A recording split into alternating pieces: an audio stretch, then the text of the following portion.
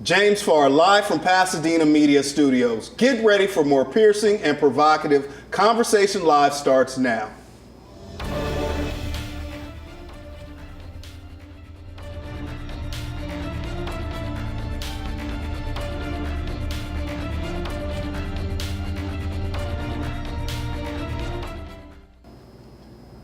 And welcome to the Conversation Live. The Conversation Live focuses on social justice, restorative justice, inclusion, and equality.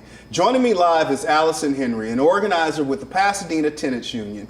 Today we're going to unpack and have a very critical and uncomfortable conversation. Allison has been very outspoken about the need for rent control and just cause eviction here in the city of Pasadena. You may remember last year at the ballot, the voters rejected a ballot measure, Proposition 10, that would have overturned the Costa-Hawkins Rental Housing Act, and a law that prevents local governments from imposing rent control on apartments built after 1995. Let's take a quick look back at what Prop 10 would have done, and then we'll talk with Allison. Rolling the clip, guys.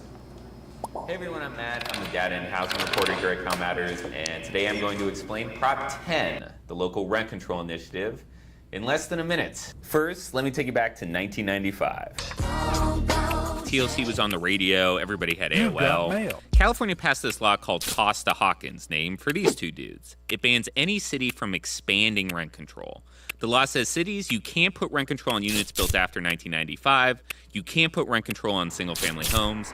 It also says landlords can raise the rent after a tenant leaves. Prop 10 would repeal all those restrictions. Any city in the state could basically do whatever they want with rent control. Rent control is currently in place in 15 California cities. Landlord groups hate Prop 10. They say it would freeze the construction of new apartment buildings. If you can't get a good profit because of rent control, why bother building? We're already building less than half of the housing units we need to, according to state experts. Renters groups love Prop 10. Rents in California are up 20% over the past 5 years. Supporters say rent control is the best way to fight homelessness and gentrification. So, if you vote yes on Prop 10, you want your city to be able to expand rent control. If you vote no on Prop 10, you don't want your city to be able to expand rent control. All right, did it. For more about Prop 10 and everything else on your ballot, go to calmatters.org.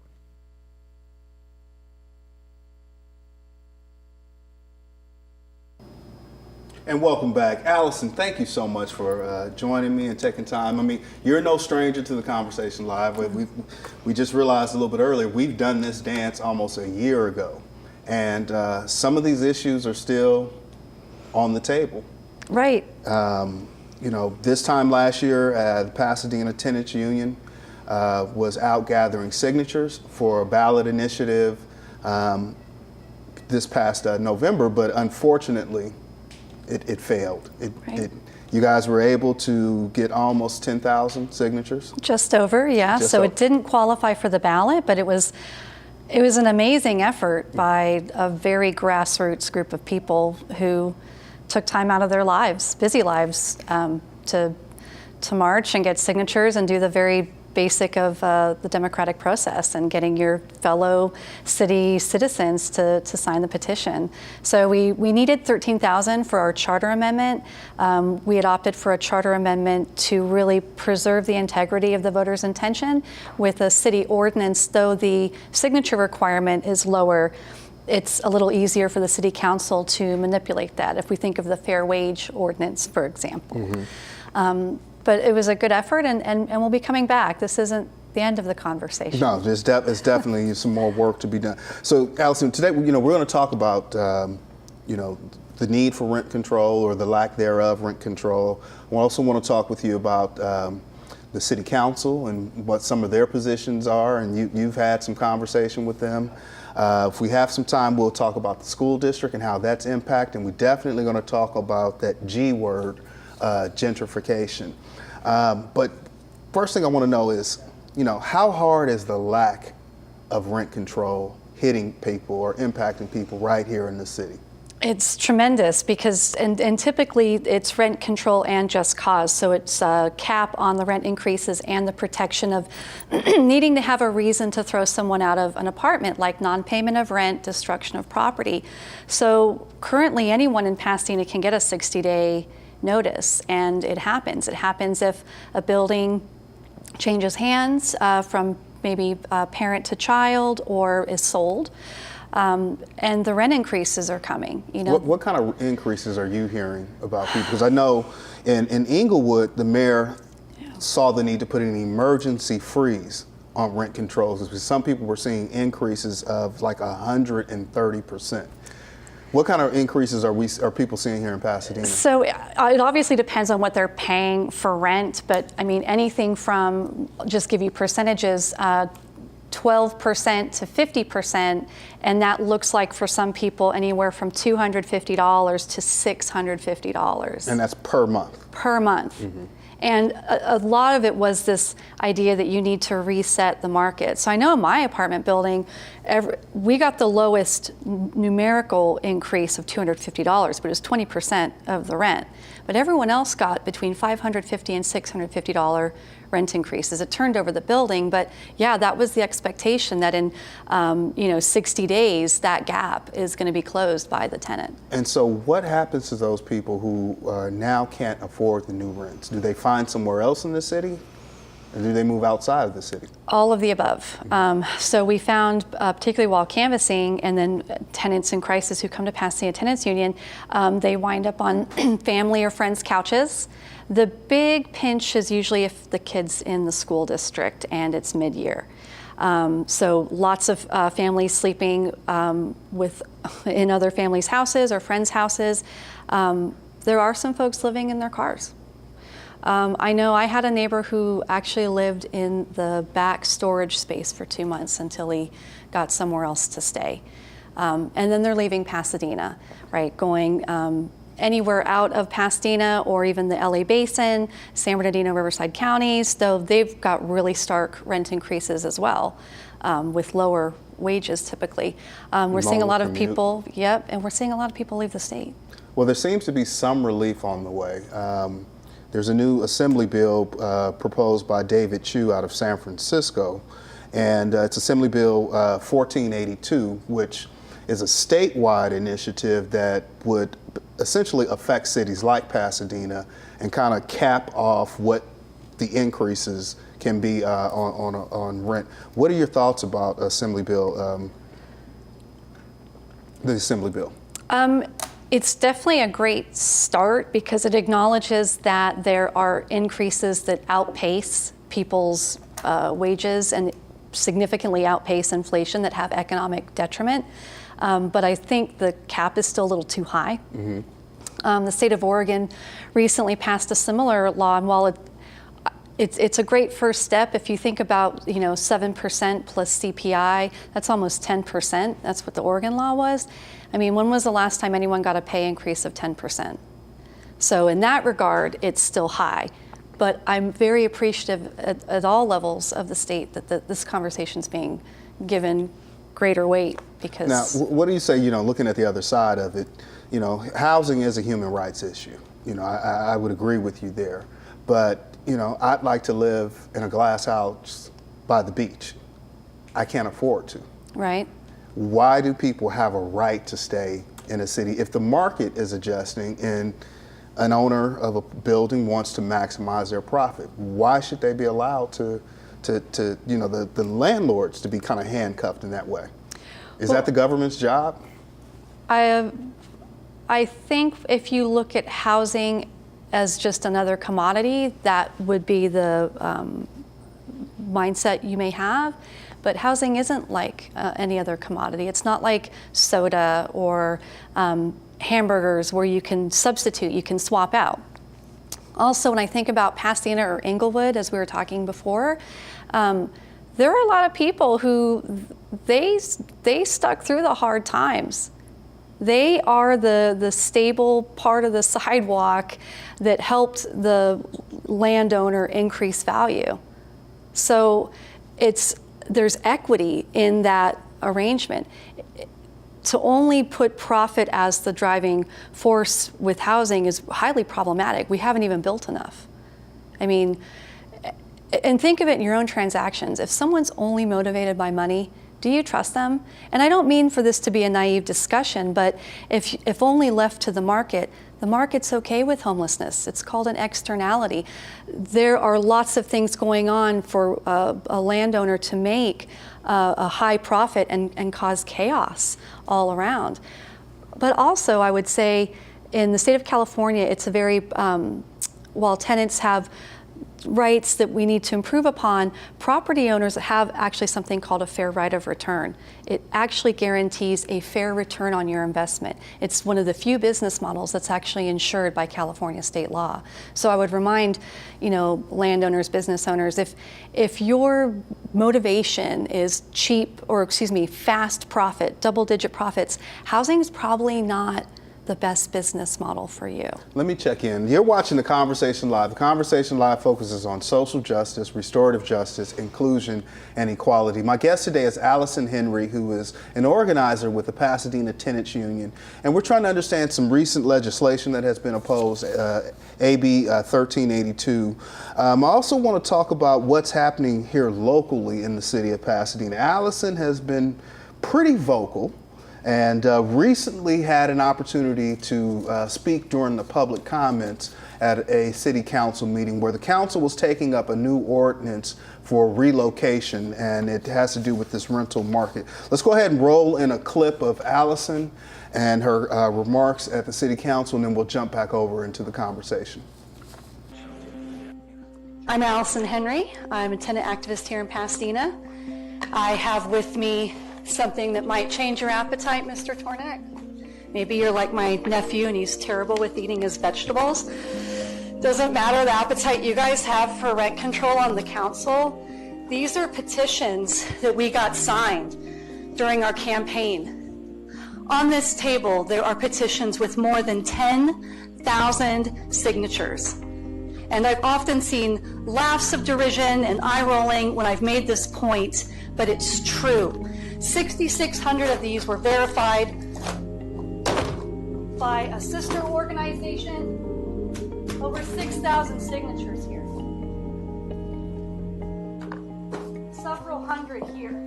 I've given all of you a copy so you can see there are 100 signatures needed to fill these. I know you know, Mr. Kenny, because you tore up one of my friend's packets.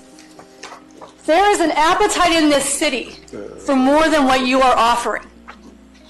There is an appetite for people to stay in their homes. There's cynicism about your ability to actually rule on this issue. Glendale City Council had a different take on it. They recognized the conflict of interest in making decisions that affect you personally at the expense of your constituents. Thank you. Thank you. Mayor, not to get in a debate with the speaker, I'm not aware of what she's talking about, and she singled me out as someone who's torn up something. The only thing that I can think of is on my trip to Senegal, there was someone who was in support of rent control, and she brought a series of documents with her on that trip when we were exploring the possibility of Dakar Plateau as a sister city of Pasadena. So there's a level of integrity that's required when you make your histrionic comments. Additionally, I suspect you have no knowledge that there are 10 members in my family, 7 sisters and 3 brothers, and many of them are renters. So when you identify someone, at least have all of the facts. I think you are using facts that were given to you, and you have no personal knowledge about what you spoke of. Actually have a good bit of personal knowledge about that, Ma'am, Mr. I'm sorry. Kennedy. You're out of order.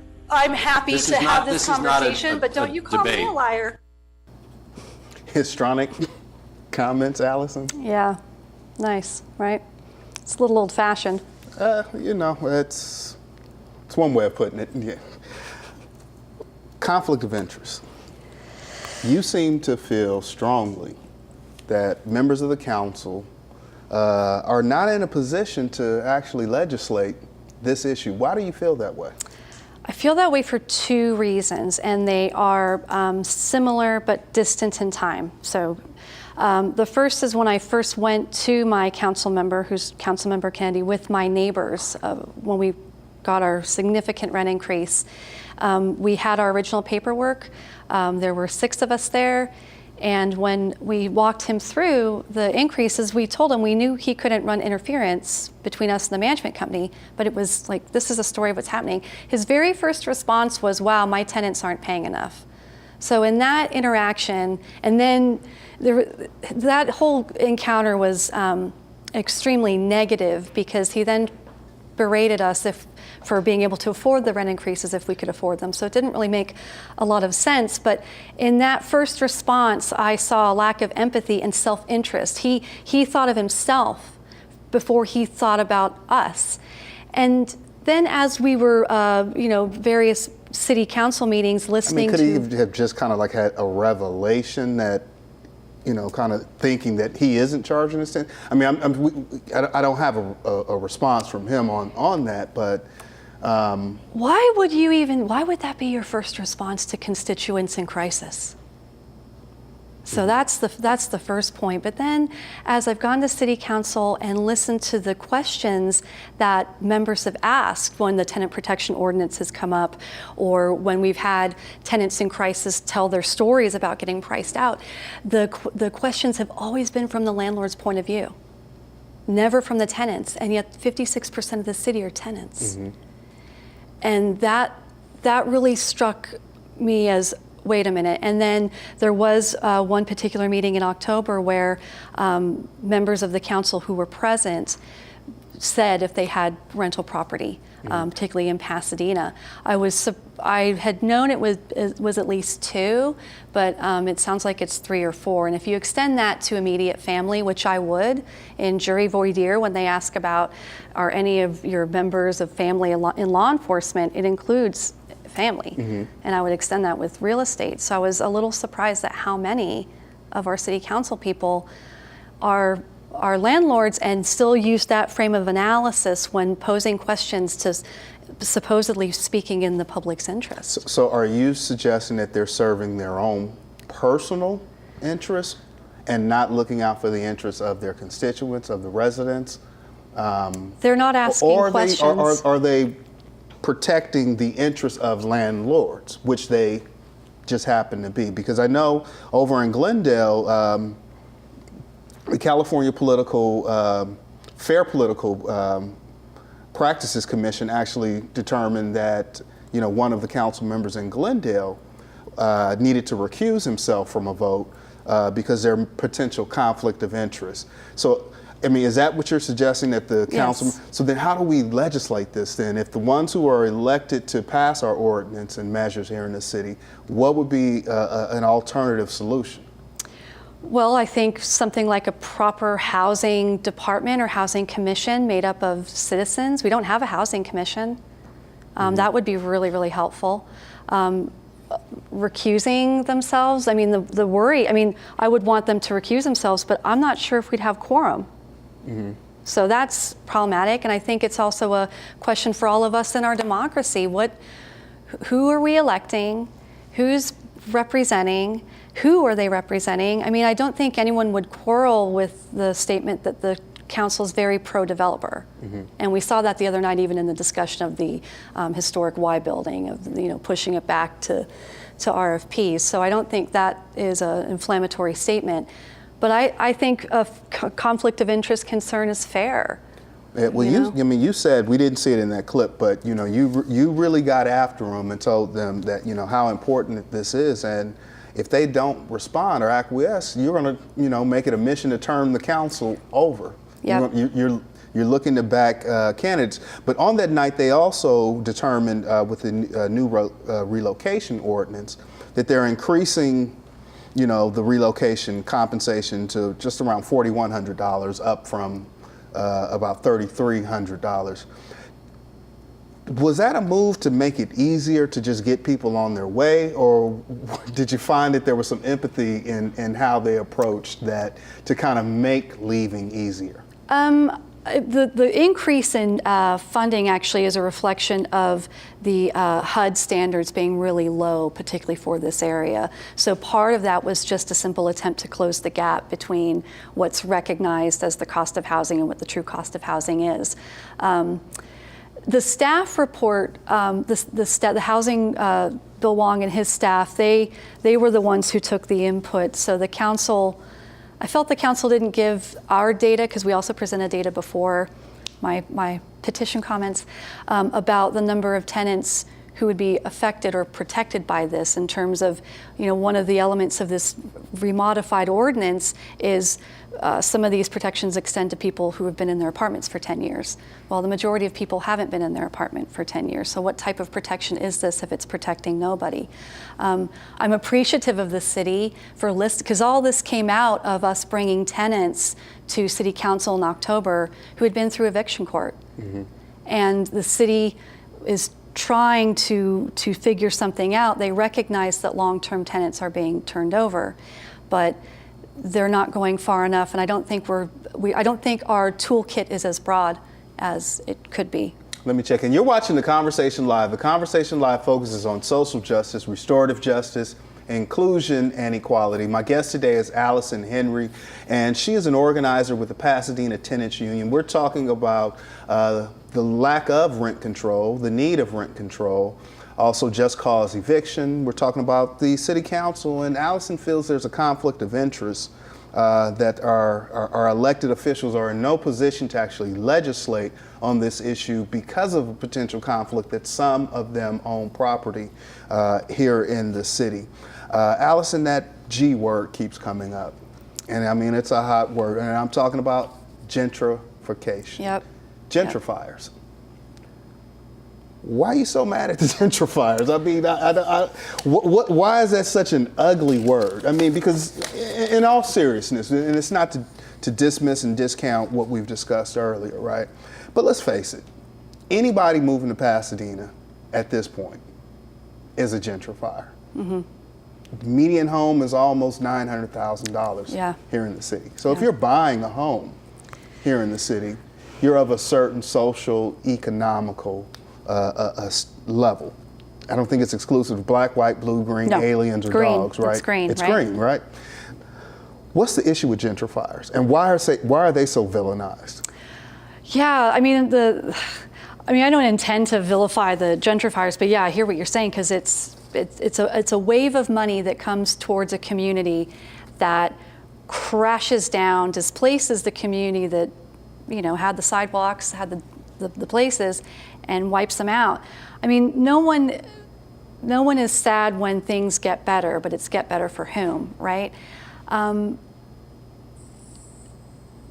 Definitely the rapid increases in rents and the amount of money almost overnight that now an apartment commands, some of that is artificial. And I think some of these are actually getting us to ask bigger questions about what is the value of land? I understand we're not making more land, but if it's too expensive for people to live in places and work, where is your economy? Who is your economy?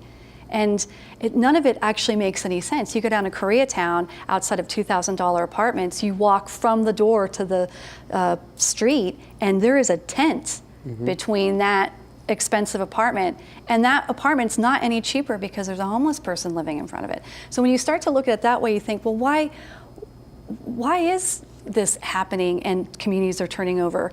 I mean, I would love it if there was maybe more check about, I don't know, who's even buying homes, because you make reference to human beings, but there are a lot of trusts absolutely, and LLCs buying houses and then are rented out. So like fewer and fewer people in the city have any type of ownership. I mean, the issue now in this city is it's so expensive to buy right now, but then the rent is falling right in line with it. So, again, these people move into a community. I've actually heard gentrifiers take an attitude that they're settling into, almost like settlers, right?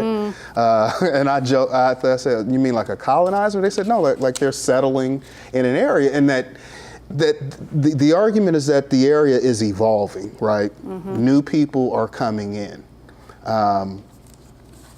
and they come in with expectations. You know, Yes. they come in that I've paid $900,000 for a house. I want city services.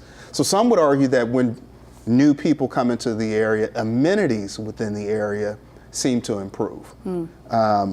But is it their fault? You know, that there's just kind of this bad label on them. Yeah, I guess so, right? Because, I mean, and sometimes it's because of obvious changes to an exterior of a house that's out of sync with maybe the rest of the neighborhood. I mean, I guess part of it, it's what's your intention?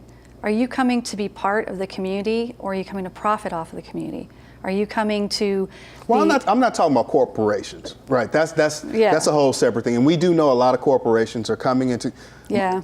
House next door to me is owned by a corporation. I get it, right? Yeah. But I'm talking about the young couple, or a couple, or someone who decides that Pasadena is just a desirable city. It's a nice place to live.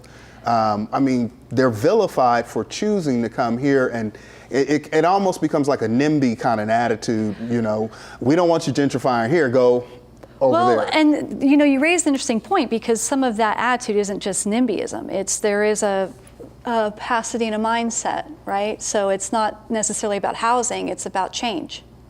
Okay. Right? We right up on the time. It goes by so quick. I'm gonna give you 20 seconds to get your last thought in, Allison. I really wanted to know, what's the solution? Well, definitely trying to look at keeping costs for renters down, and trying to keep communities so they can thrive and strive, because frequent moves from apartments or houses aren't good for anybody. Kids, working communities, governments. Yeah. Okay. But lots of ideas on the table. Thank you so much, Allison. Yeah, thanks, James. It's always a pleasure to talk with you, and you know, you have my support. I know you guys are doing a lot of good work out there in terms of raising awareness. You're watching The Conversation Live. I'm your host, James. For our next week on The Conversation Live, you won't want to miss it. We'll come in with 2 episodes, and we're going to be unpacking building generational wealth within the African American community, and I also want to talk about the state of the Black church. Till we have another opportunity to speak with you, as always, agape.